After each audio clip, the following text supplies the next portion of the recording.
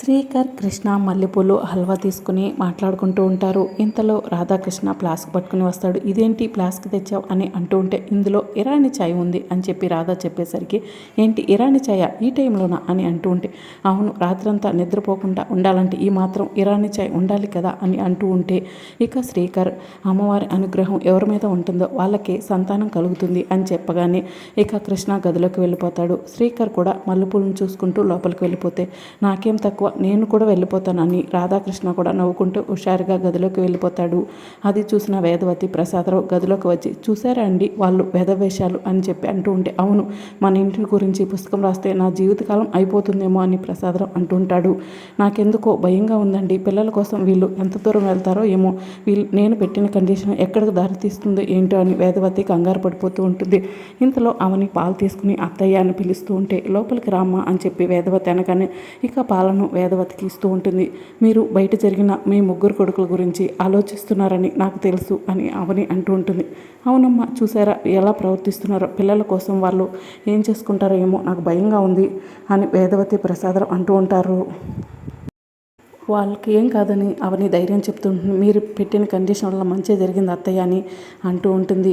ఒకప్పుడు శేర్షని రాధాకృష్ణ బావ ఆ గొడవలో ఉండేవారు. లావణ్య ఇంకా బావగారి కోసం ఎదురు చూసి పడుకునేది. ఇక కృష్ణ బావ కూడా అదే ఫ్రెండ్స్తో బయట తిరిగేవాడు. సెకండ్ మూవీస్ అంటూ వెళ్ళిపోయాడు. నిహారిక కృష్ణ మధ్యలో కూడా చాలా గొడవలు ఉన్నాయి. ఇప్పుడు చూడండి, దీనివల్ల ఇద్దరు కూడా త్వరగా ఇంటికి వస్తున్నారు. భార్యలు భర్తల కోసం ఎదురు చూస్తున్నారు. భర్తలు ఇంటికి లేట్గా రాకుండా భార్య కోసం అని త్వరగా వచ్చేస్తున్నారు. వాళ్ళకు ఏదో ఒకటి తెస్తున్నారు. ఇది మనకి సంతోషమే కదా అని అవని అంటూ ఉంటుంది. శ్రీకర్ బావ నేను కూడా సంతోషంగా ఉన్నా కూడా బావ కూడా ఎప్పుడు క్యాంప్ అని బెంగళూరుకి చెన్నైకి వెళ్తుండేవాడు. ఆఫీస్ వర్క్ అని లేటుగా వచ్చేవారు. ఇప్పుడు నా కోసం త్వరగా వస్తున్నారు, ఏదో ఒకటి తెస్తున్నారు. దీన్ని బట్టి మన కుటుంబం మధ్య ఉన్న భార్యాభర్తల అనుబంధం పెరిగింది అని అవని అంటూ ఉంటుంది. వేదవతి ప్రసాదరావు అవును కదా అని అనుకుంటూ ఉంటారు. ఇక వేదవతి, నాలో ఒక చిన్న స్వార్థం మొదలైంది. ఈ ఇంటి మొదటి సంతానం నీ రూపంలో వస్తే బాగుంటుంది అనేసరికి, మన చేతుల్లో ఏముంది అత్తయ్య, ఆ అమ్మవారికి ఎవరికి అదృష్టం కల్పిస్తుందో ఏమో చూద్దాం అని చెప్పి అవని అంటుంది. అక్కడి నుంచి వెళ్ళిపోతుంది. కృష్ణ హల్వా తీసుకుని నిహార దగ్గరికి వస్తాడు.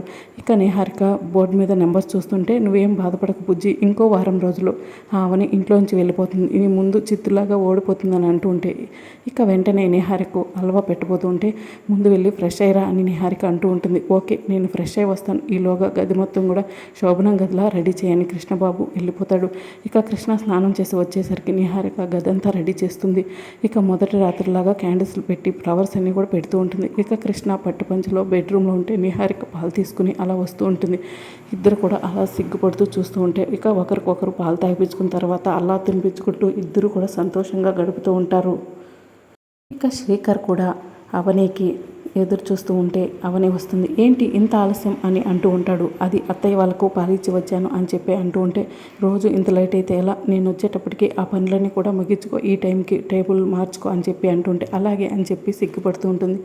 నేను అడిగింది తీసుకొచ్చారని అంటూ ఉంటే, ఆ మల్లెపూలు నీకోసం ఎదురు చూస్తున్నాయి అని శ్రీకర్ మల్లెపూలు తీసుకుని అవని తలలో పెడుతూ ఉంటాడు. చూసావా ఈ పూలు ఏమంటున్నాయి, త్వరగా ఈ పూల లాంటి పిల్లల్ని కనమని చెప్తున్నాయి అని చెప్పి అనేసరికి, అవునా అని అవని సిగ్గుపడుతూ ఉంటుంది. ఇద్దరు కూడా ఒకరి కళ్ళకి ఒకరు అలా చూసుకుంటూ, ఇక శ్రీకర్ అవనికి ముద్దు పెట్టబోతుంటే శ్రీకర్ని తోసేసి అవని పరిగెత్తుతూ ఉంటుంది. శ్రీకర్ అవని వెనకాల అలా పరిగెత్తు తన చేతులను పట్టుకుని ముద్దు పెడుతూ ఉంటే అవని సిగ్గుపడుతూ ఉంటుంది. ఇద్దరు కూడా సంతోషంగా ఒకటవుతూ ఉంటారు. ఇలాగా లావణ్య రాధాకృష్ణ కూడా గదిలో ఉంటారు. ఇక వాళ్ళు కూడా పిల్లల కోసం తెగ ప్రయత్నం చేస్తున్నారు. మనం కూడా యాక్టింగ్ మొదలు పెట్టాలి అనగానే, నేను వెళ్ళి వామిటింగ్ చేసుకోనా అని లావణ్య అంటూ ఉంటుంది. ఇప్పుడు కాదు, టైం వచ్చినప్పుడు నేనే చెప్తాను, ఇదిగో టీ తీసుకొని ఈ తాగుతూ మనం రాత్రిలో మొత్తం కూడా మేలుకోవాలి, మనం కూడా కాంపిటీషన్లో ఉన్నామని వాళ్ళకి తెలియాలి అని రాధా అంటూ ఉంటే, అలాగే అని ఇద్దరు కూడా టీ తాగుతూ ఉంటారు. నిద్రపోకుండా వాళ్ళిద్దరు కూడా సంతోషంగా ఉన్నట్టు బయట అందరికి తెలిసేలాగా యాక్టింగ్ చేస్తుంటారు. ఇక ఏం జరుగుతుందో తెలుసుకోవాలంటే ఛానల్ని సబ్స్క్రైబ్ చేసుకోండి.